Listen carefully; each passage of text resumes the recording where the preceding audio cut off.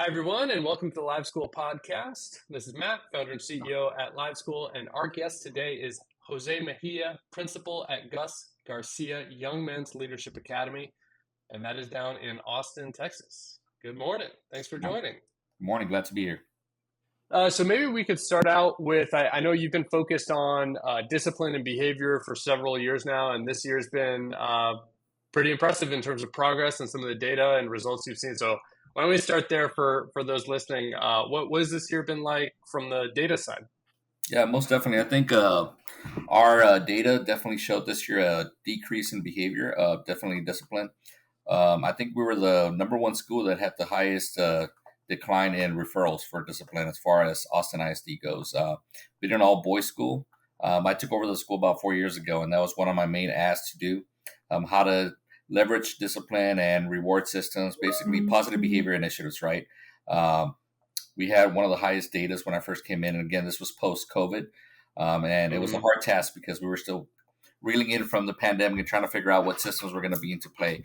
The major demographic that we were asked to focus on was African-American students. That was the one outlier that definitely stood out for not just campus-wide, but also district. We made it a point to, as a campus, come together to look at what kind of systems we could bring together to kind of target that population, but also make it meaningful for the students, the staff, and overall the community. I think we need to have complete buy-in. We started looking at different systems. LiveSchool was one of the ones that came into play. We just wanted to track points, but also make it a positive engagement for students. This year, we did LiveSchool points based on targeted behavior. So we took 4 years of analysis and looked at what were the behaviors that we saw the most, and how did we bring that up into the forefront for conversations for students, and then also reward them when they weren't doing those behaviors. And that's how LiveSchool came into play. So some of the behaviors that we saw were, we had vaping was a big issue in the past couple of years, fighting, disrespect to teachers. So we targeted those three main behaviors and put them as goals. So anytime the students were not engaging in those behaviors and were doing other things, we gave them points. So being a all boys school, we believe in brotherhood. That's kind of our main thing. So that became a targeted behavior. Anytime we saw them being nice to their peers, they got 10 points. Anytime we saw them being respectful to an adult in the building, they got 20 points. We just kind of tiered it based on what we wanted the outcome to be, and bring awareness to the students. We made posters on the targeted behaviors. Gus Garcia is also a very unique campus in that we have house meetings, kind of like the Harry Potter model, which is why we love school, LiveSchool, because you can group them into houses. This year, we decided to just house them by grade level. So we have 6th, 7th, and 8th, Alpha, Beta, and Kappa. And every 2 weeks, we bring them into the gym. We blow up their LiveSchool data. We look at which house has the most points, what behaviors are definitely standing out, the good and the bad. And we just have a general conversation with the young men. And we tell them, we're not like any other school. We're going to talk to you like young men. We're not going to sugarcoat anything because you guys are the change agents. We can't do anything for you guys unless you do it for yourselves. And I think just that overall transparency, not just with the teachers, but the kids, and having the system where we can track points made it more visible for the students. And to be honest with you, every week in the cafeteria, they'll be asking, can I help clean up after, can I get some LiveSchool points? If a student helps another student, because we wear ties at school. The 8th graders are experts at knowing how to tie their tie. The 6th grade sometimes struggles. So if they see a 6th grader that's kind of has their tie all flimsy, they'll go up to him and be a brother's keeper, and they'll be like, let me help you with the tie. And if there's a teacher around, they'll be asking, can I get some LiveSchools for being a brother's keeper? So it's an overall system that we have now that goes from the tracking of the points to the conversation. The hardest part that I think we had this year was just the reward systems. Funding is very tight, especially with Title I schools. And, it's not like I can go buy pizza every 2 weeks, right, for the house that got the most points. There's a lot of restrictions on food. So we started thinking outside the box. That's where we brought the parents in. We had a meeting with our PTSA. We met with the board, our parents, our community leaders, and we asked them, how can you support LiveSchool so that we have a reward system that not just, tracks the data, but also uses that data for an incentive. So we met with PTSA, and they committed a line item within their budget. I think it wasn't a big line item. I mean, they only had like $3,000 at the time, which we had to stretch out for the whole year. So every 2 weeks, they committed to either buying some like Rice Krispies treats, some chocolates for the kids. I mean, sometimes they would make popcorn, snow cones. It just depended. But seeing the students understand that they were being rewarded for something positive, it just kept the conversation going all year long. Mm.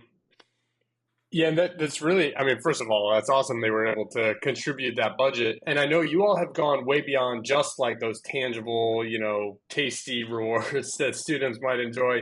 You've also figured out ways to recognize students, more intangibles, events and competitions and other things that kind of keep them engaged that I'm guessing don't cost you as much money. I think that's something other schools would probably love to hear about. Could you talk about like where are some of the things you found that don't necessarily cost, having come from that budget that you found students respond to? Most definitely. I think PTSA didn't come into play until around November. So initially we had to figure out Oh, wow. how to motivate them without the reward, right? As far as a treat or something they can eat. The first thing that came up to mind was being an all boys school. We usually place in first, second, or third place in all the sports. Our boys are hyper competitive. We call them Nice. student athletes because we wanted to understand that they're students before they're athletes, but they're super competitive. And who do they like to show their competitive nature to? The teachers. So every 9 weeks, we start off by saying, all right, if you accumulate so many LiveSchool points, that earns you a ticket to a teacher versus students basketball game, football game. So that was the first big motivator. They wanted to play against their teachers. They wanted to put the teachers in their place, even though they lost most of the time. But that was the biggest push. They knew that they had an outcome that they could work for. And we kind of set it as an attainable goal the first time. I think we set it as 300 points. If every student could get individually 300 points, that was their reward. We would give them a bracelet. And at the end of the 9 weeks, I think we started off with football, flag football. So it kind of paralleled whatever sport they were playing that season. Then it was soccer, then it was basketball. And then the last two games that we did were dodgeball and what do you call it? Volleyball. Yeah. So that kind Nice. of kept them engaged throughout the year without the cost or the budget that was needed, right? And then during the house meetings, students that were high achieving, usually we would pick like the top 10. We would do house challenges and they could earn more points for their houses.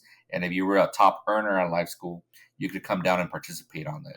That way you didn't leave it like, how do I get to participate? Well, you want to participate, meet the targeted goals for behavior, and you can be one of the ones that gets called down for the house challenges. It sounds like a lot of creativity. Is this all you coming up with this? Do you have like a committee or a team that you're working with? That you've talked about like a bunch of different things that are in place for students. How do you actually plan them and run all these events? Well, I'm blessed to have a dedicated staff. I think a lot of our teachers see the double nature of their roles on campus. They're not just teachers; they're having to take on additional roles because we're a very small campus. Yep. Our leadership team decided that we needed to create committees for the targeted things that we want to do on campus. So, our culture committee is one of them. We have our academics committee, and then we have a house committee.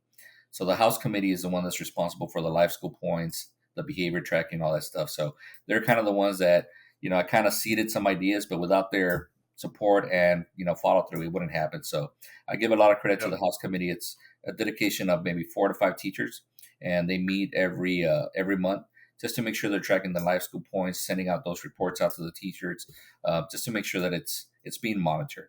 So definitely, I would Yep. recommend that if, as a campus, you can create a committee.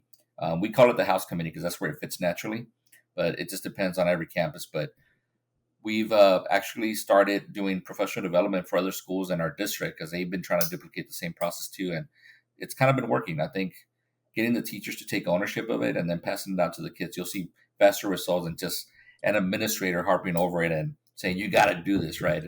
The teachers got to push it. Yeah. So speaking of that, let's talk more about teacher buy-in because I think that's one of the biggest things that schools or administrators really are trying to foster. Like anytime you roll out a new initiative, you don't just want it to be some top-down thing. It seems like you've really gotten everyone involved, but I'm guessing that's like not the easiest thing to do. I mean, teachers have a lot on their plate, and in a small school like yours, they have even more. So what was that process like of sort of building a shared, picture of what you were trying to accomplish with the students and getting everybody kind of rowing in the same direction? Well, I think it all starts with the why. I think the hardest thing is that we, prior to COVID, and again, I wasn't the principal prior to COVID, but it seemed like the African American students were being hyper critical as far as discipline goes, right? their data was definitely an outlier in the whole district and the campus, and it became our why. Like, why is this student population continuously being represented in discipline data? How do we do to bring that information down? Um, that was the first conversation, like our why. Are we targeting behaviors that are not attainable? Are we not incentivizing enough? I mean, we asked all these critical questions, right? And then from those critical questions, we made a plan. What is a system that's going to monitor to track the data? But what are we as educators going to do to make sure that we're also a key player? Like, we just can't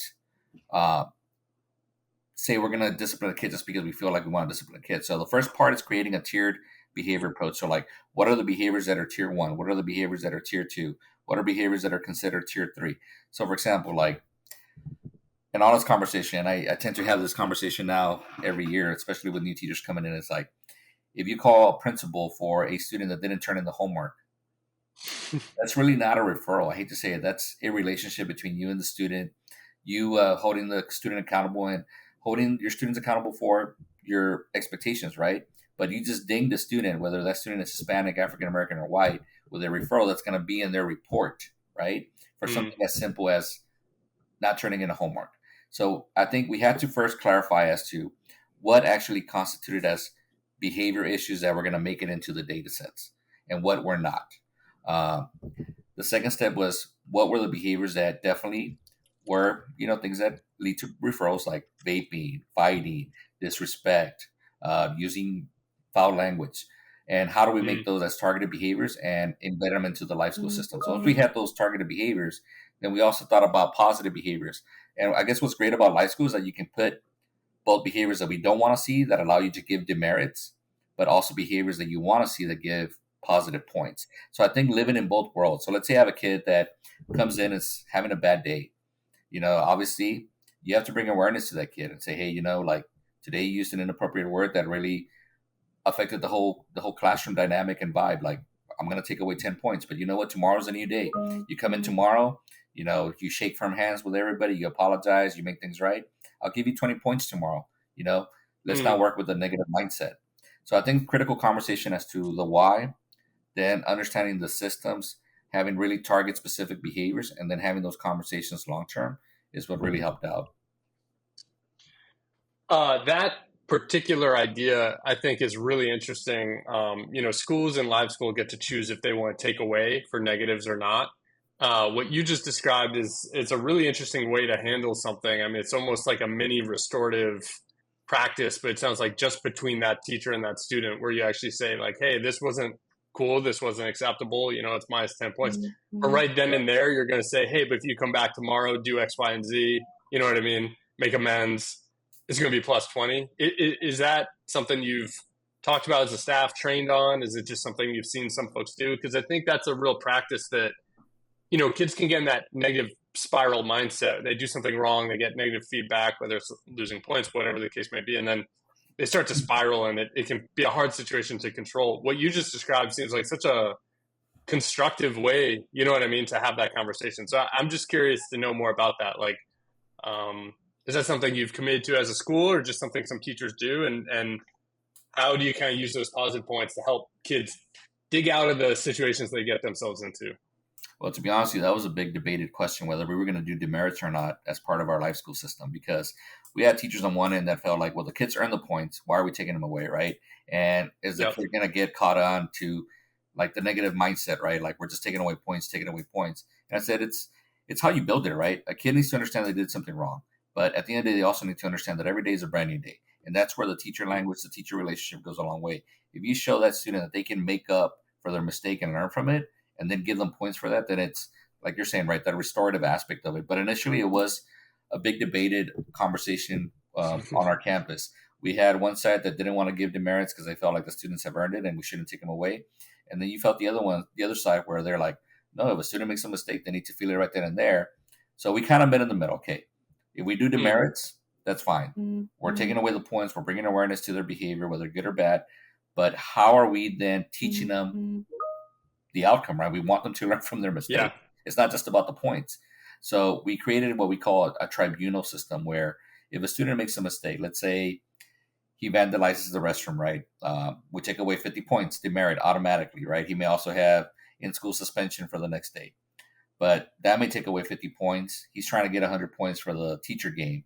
Automatically, he's already in a tough situation. So the Yeah. tribunal, which is sometimes the counselors, the APs, or even maybe the teacher that took away the points, we kind of talk on the side and be like, all right, what could this young man do to make up those points? It's Mm. going to teach him a lesson as to not vandalize the restroom anymore, but also that he made a mistake, but also he can learn something from it. So they may do a cafeteria cleanup for a whole week, and every week he can get 10 points. So within a whole week, he can get those 50 points back by doing community Yeah. service, uh, cleaning up the cafeteria after lunch is done. So those are kind of things that we also embedded into our behavior system, just to make sure that the students understand, like, there's a way to dig yourself out of the hole once you're Yeah. in. Yeah. That's key. That's key. Because you don't want it to become like a way students feel punished and losing hope. And so I think that's really smart. Have you had examples? I'm just curious, like the story you were just telling, like where a student does get like something bad happens, they're able to turn it around and actually go to that game, on Friday and participate. Has Oh that yeah, happened? all the time. I think our young men realize how integrated life school is now to those positive rewards. That as soon as they make a Hmm. mistake, I mean, they're tracking their own points. I think what's also key about our system is I assigned, initially it was very admin led, right? I was the one sending out the reports, the emails, and I Right. think Life School does a real good job now at sending us those reports, so we don't always have to go dig for them. But I assigned a teacher that had a lot of influence with the other staff, and I made him the key point person. So he will print posters. He displays it on a TV before the kids get into the cafeteria, so the students always know what their data is. Then they'll go to the teachers Mm. during advisory period and ask what their individual points are, and they're kind of tracking it on their journals. Like, oh, I have 50 points. I know within 2 weeks I need to get 50 more to make it to the teacher versus students game. So they're very active in their own accountability as far as their own tracking goes. But I think that's also very important. If the students don't track their points and they just show up to a game without any real validation as to how they got there, right? So Yeah. Yeah. Um, One last question on that. I'm just curious, have you noticed an impact in terms of like the relationships between students and between students and staff of, these staff on student competitions and games you have, the houses, like what's the vibe been for the school culture and the relationships between people? well, the funny thing is that, like, being in middle school, life school isn't a very I think the perception is, especially for secondary teachers, they perceive systems like life school as elementary. And I'm a Mm. former elementary principal too, so I kind of bring that into my leadership at the middle school. Like, at the end of the day, they're still, we call them young men, but they're still kids at nature, right? And Yeah. we got to shelter that a little bit more before they think they're fully grown. And life school kind of protects that a little bit. But I'll be honest with you, I'll use a very concrete example. My eighth grade team, they struggled initially to buy into the whole idea of life school. They're like, oh, well, these Yeah. kids are growing. They don't care about the points. They think they're like high school kids already. And I go, no. If you build it into your systems, into your classrooms, if you use it with fidelity, the young men will see the value in it. But if you don't embed it into your culture, into your systems, then of course it's not going to work out. So initially it was funny because we have a history of the eighth graders being the leaders on campus. And to be honest with Mm. you, because we didn't have that eighth grade teacher buy-in initially, they weren't getting all the life skills. So when we were having our house meetings, the grade level that was coming on top, like all the time for recognition, was sixth grade. The young ones, the Mm. the the, the little ones coming in, right? And we always said, eighth graders, you're the ambassadors, you're the top dogs, you're the ones that are supposed to be showing these young men how to be leaders. But we saw a pivot, right, where the sixth graders were demonstrating their behavior was a little bit better, their actions as far as leadership and our goals were a little bit better. That Mm. first game, which was the teachers versus students, we let the kids that have the most life school points play against the teachers. Everybody else becomes the audience. So the eighth graders were like, oh, by default, we're the eighth graders. We're the top dogs. We're the ones that are going to play against teachers, and we're gonna cream them. So when we told them, like, y'all didn't get the life school points, like sixth grade did. They're the ones that are going to play. You guys are the audience. It kind of Yeah. triggered something for them, right? And not Hmm. just the students, but the teachers too. So the second Yeah. 9 weeks, we saw more buy-in from the teachers, understanding that was systemic in how we address the rewards and who gets to participate. But the kids now also put peer pressure on the teachers to ask those points. So the next staff meeting, I was like, eighth grade team, you all said kids didn't like it. Who's the one that's been asking you for the points? The students. Like, it took it off my plate as far as me having to like force it. Like, hey, give them LiveSchool points, or this is our system, you got to use it. The students saw that intrinsic motivation to go and ask their teachers, like, hey, if I want to play the eighth grade team, I'm sorry, the teachers at the next game, this teacher has to give me points. Yeah. Yeah, it's so cool. It really shows how it all fits together as a system once you get it rolling, and it gets everyone kind of pulled in. A couple maybe just bigger picture questions to kind of close out here.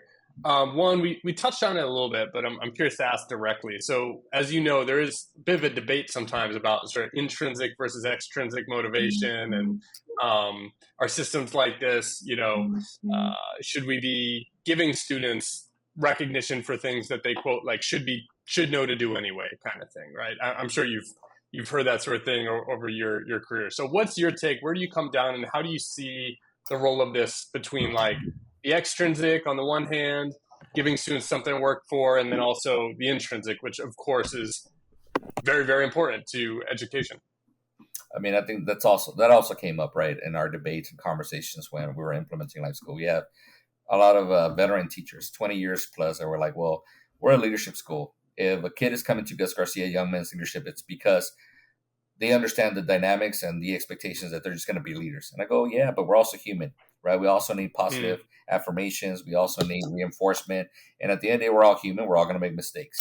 What do we do when a young man makes a mistake? Are we just going to be punitive about it? Or are we going to try to really teach them the life skills on how to get, like I just mentioned earlier, right, dig themselves out of a hole and not just feel like they just messed up for their entire life? I guess that's where we decided to meet in the middle, right? We've found some rewards that were definitely going to be like a treat or a pizza party or something like that. But we also found things that were just going to be just an informal recognition. Like during the house meetings, we'll do certificates. I think LiveSchool now has certificates that we can print out, and they don't get anything other than a certificate and a recognition from their brother's keeper. At Gus Garcia, we do something that's called a Why Make Clap, and that's tradition, right? When a young man does something, we tell them, you're not doing it for the reward. You're not doing it because, you're going to get something out of it. We tell them, we want you to do it because you're a leader, number one. We believe in servant leadership. And at the end of the day, you're developing into who you are as a human person and how you're going to give back to the community that has given so much to you. It's not always stick your hand out and what am I going to get for doing this, right? So one of the things that we started doing at Gus Garcia is we call it a YMLA clap. And every time a young man does something, we say, all right, YMLA clap on three, 1, 2, 3. And that's all it takes. That's all the recognition they get.